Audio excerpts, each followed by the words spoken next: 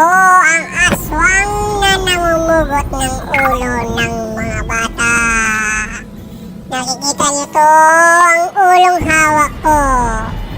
Kakapugot ko lang. Dahil ayaw matulog at puro cellphone lang. Pasaway pa sa magulang. Laging nagpapasaway sa kanilang magulang. Kaya ito, pinutol ko ang ulo ng isang batang pasaway at sumasagot-sagot sa magulang. At ayaw matulog, puro cellphone na lang ang hinatupag. Walang ibang ginawa, puro mag-cellphone, ayaw matulog. Kaya ito, pinutol ko ang kanyang ulo.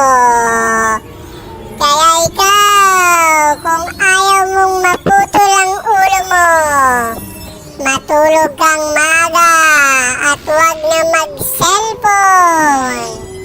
At huwag ka rin magpasaway sa iyong mga magulang.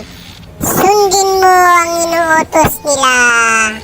Huwag na huwag kang magpasaway kung ayaw mong magaya sa ulo ng batang ito.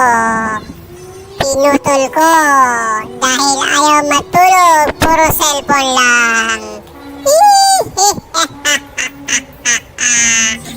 Sige, sige, mag-cellphone ka pa. Mag-cellphone ka pa. Gusto mong matulad sa batang ito, putol ang ulo.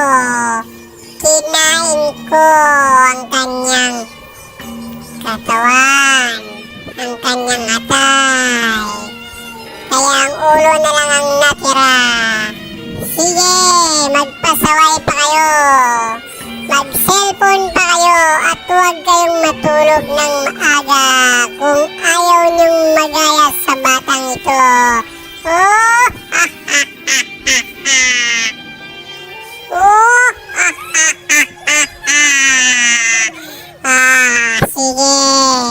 Nasaan ka na, bata? Gusto ko na rin putulin ang ulo mo. Balita ko kasi, puro cellphone ka na lang. Puro pasaway ka sa magulang mo. Ayaw mong matulog ng maaga. Sige, puputulin ko ang ulo mo. Mag-cellphone ka pa at magpasaway.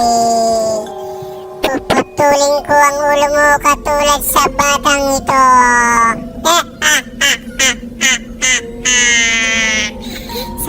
Sabik na akong